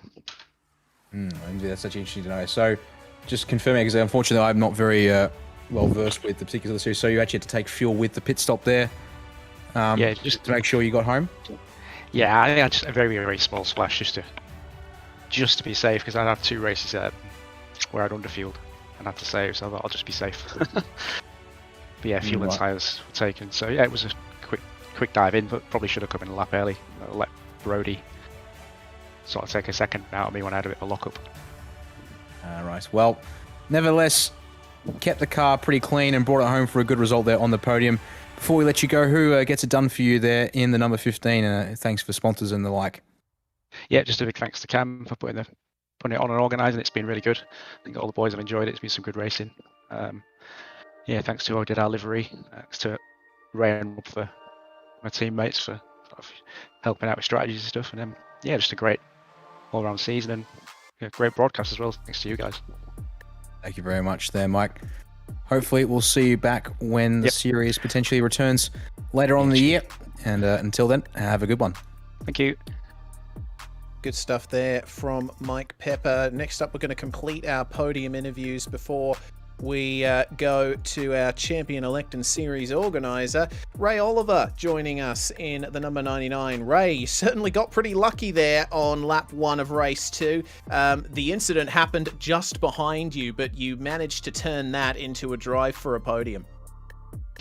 Yeah, it was a bit of a nightmare. It's sad that my teammate just went out and then caused the rest of the melee, but more of a worry was the lap after, or just before coming in the pits and going into Forest Elbow and almost taking myself out. Yeah, that would have been a pretty difficult one to deal with, but I guess that's just the nature of the mountain. It seemed pretty much every driver in the field had issues tonight, and the case with Mount Panorama is it's just all about survival. Yeah, that's it, and that's why we've put it on the schedule, and everybody we know likes it, but it's always going to be a challenge, and that's what we need to do, is keep challenging ourselves. Exactly, you do. Well, to cap off the season with that podium race, certainly going to be a great result for you. Are you going to carry that into the next series that Southern Cross Esports sets up? Well, we will hopefully do it. I mean, Cam and I will put the series back together for the second series and bring it further forward, so to speak, and hopefully get the teams back up. And same with our Down Under Sim Esports team. We'll try and progress it along. Well, who do you have to thank for your podium in race 2 tonight, Ray? I'm going to have to say Mindset is one of our team sponsors. We've also got a few of the other boys, like 3SD or SD Sim for the vibration pedals, and Blue Stampede and a few of the others, and also to all the sponsors that came on with the series. And a big shout out to Cam for all Cam's tireless work that he's been doing behind the scenes. He's been a legend. Certainly. Well, thank you very much for joining us, Ray Oliver, third place tonight. But now we bring in Trevor Leonard, the champion of the Southern Cross Esports Summer Series. Well, goodness me, Trevor, it almost went wrong for you this round. Bathurst is just Bathurst at the end of the day. Yeah, that's it. You can have a really good day and it ends in one corner, or you can have a bad day and get real lucky and end up the front. Unfortunately, I had the former today, so... Well, either way, certainly coming away with enough points to keep that championship lead alive over Gianni Lutzu. And, of course, you were present for every round and he was not. But still, that takes nothing away from the drives you put on throughout the season. What did you come into this series with in terms of your mindset? Were you gunning for the championship from round 1? No. It was just, I saw the entry list and saw some of the big names on there, so I thought, yeah, it'd be cool to just see how I go against them. I mean, obviously, I don't have any real racing experience, so it's just good to kind of compare myself. And then, turns out to be slightly competitive. And yeah, I could have put more practice in. To be honest, I was only jumping on about 30 minutes before each race and just seeing how it was. But yeah, next season definitely put some more time in. Yeah, certainly. I think with the standards set for this season, we're definitely going to be seeing a bit of an uptick in the form of every driver in this field. But regardless, your thoughts on the season as a whole, do you think there was anywhere that you could have improved? What went right? What went wrong? What will you be focusing on for next season, apart from, of course, preparation? Yeah, just trying to be a bit more consistent. I know now that I've got the pace to be up there. So yeah, just need to work on my consistency and then pick my battles. I mean, today, case in point, I didn't need to push for some of the moves. So just want to do a public apology to Mason for that incident. As Stuart said, no investigation necessary, but I'll put my hand up and take the blame. But yeah, I mean, in terms of today's race, I just wanted to stay as incident-free as I could and get across the line. And get across the line you did. Well, Trev, the floor is yours as the newly crowned series champion. You obviously have a few people to thank at Team Racecraft Simulations. Yeah, absolutely. Bit corny, but first of all, I just want to say thank you to my new fiance. We got engaged on the weekend, so thanks to her for all of the support. Racecraft, my team sponsor. Boys there are great, good banter, and lots of driving tips going around, which is good. And of course, you guys for the broadcasting coverage through the whole season, and I mean every other broadcast you do, it's always top notch, so really appreciate that. And of course, series sponsors, V8 Drive Day Perth, Alliance Auto Parts and Mining Supplies, Australian Automotive Equipment, Word of Mouth Signs, and V8 Race. Thanks to everyone. Absolutely. Well, Trevor Leonard will begin his celebrations post-haste as the newly crowned series champion. And finally, we will have a chat to the man behind it all, race events manager at Wanneroo Raceway, but the series organiser here at the Southern Cross Esports Summer Series. Cameron Edwards joins us in the commentary box. Well, Cam, in terms of the race results tonight, it didn't quite go your way. You were involved in some of the drama that happened around the mountain, but still, I think this has been quite a successful series, and it's been a pleasure to have broadcasted it throughout the season here on SimSpeed TV. What are your thoughts on the proceedings? Yeah, I think I'm going to have to put a rule in that the target is definitely not on my car when we go racing, because I've definitely been targeted a few times. But that's racing. It's, we've got a very competitive field for our first season, which I'm very proud of all the guys who have behind the scenes who've put their effort in to make it. And it's one of those things in racing that the luck of the draw sometimes. But from my point of view, all our sponsors who came on board, Alliance, Word of Mouth Signs, West Australian Automotive Equipment, V-Race, and you guys for broadcasting it. It's been awesome. The professional feedback that we've been getting about how well you broadcast our series has been awesome, and we hope to continue. And we couldn't have done all this without VA Drive Day Perth, who came on as the major sponsor to get everybody on board, and all the guys who are involved in the series throughout the year. It's been awesome.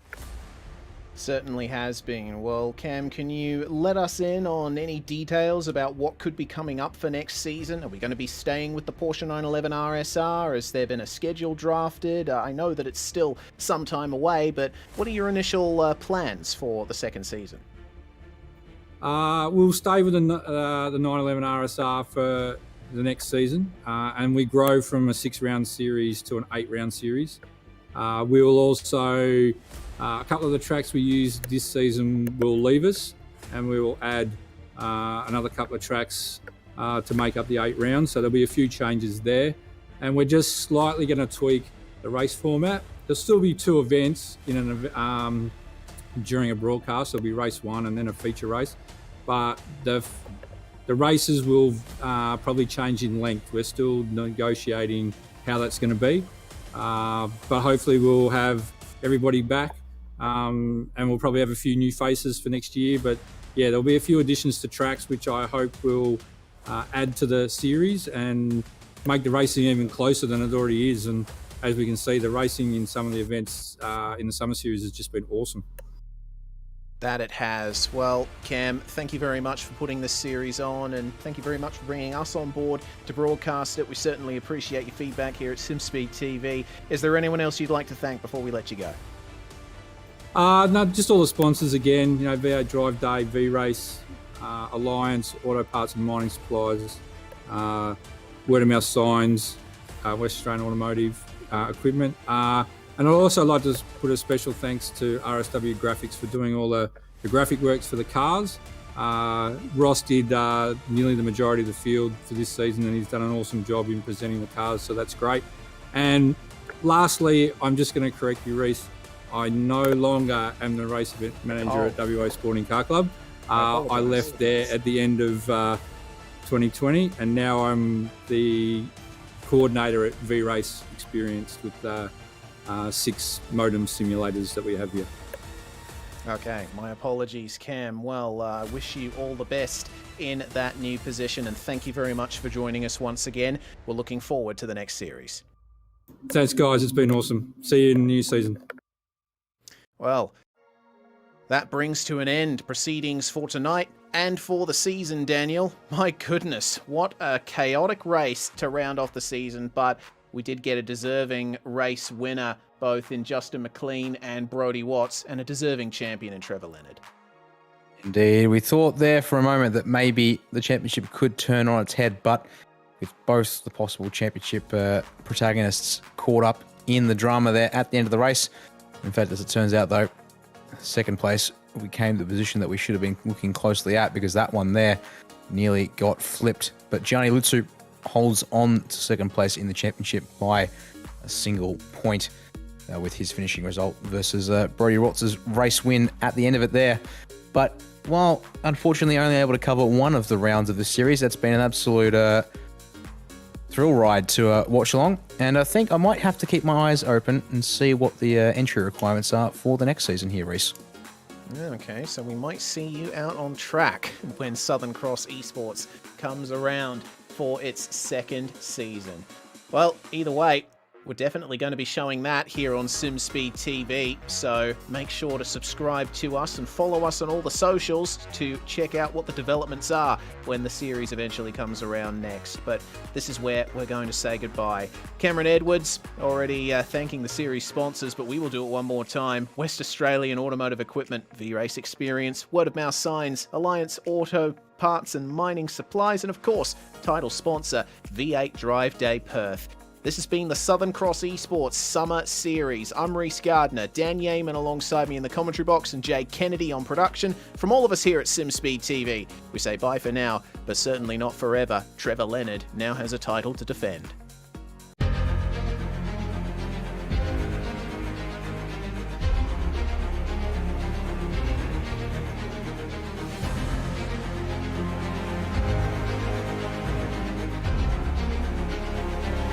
This is fantastic. This is GT Racing right now. He's got traction. He's going around the outside of both of them. Maloney!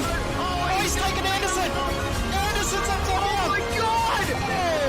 Big crash. Oh my goodness, half the field's going to get rolled. Second very close. These guys I want to make their way through the field very quickly. Oh, there we go. Oh no, that's massive. This is it. This is over. I can't believe this. Oh my God. God, what?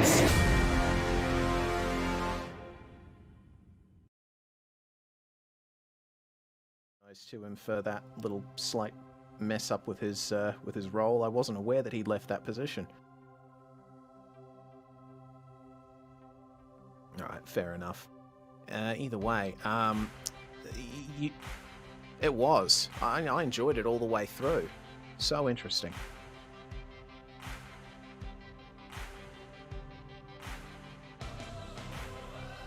Yeah, just fantastic all the way through. You mentioned that the series was organised in a Facebook group, or do these guys have a Discord? Oh. Okay, would I be able to get a link to the Discord, please? I would like to follow proceedings on there. Thank you very much.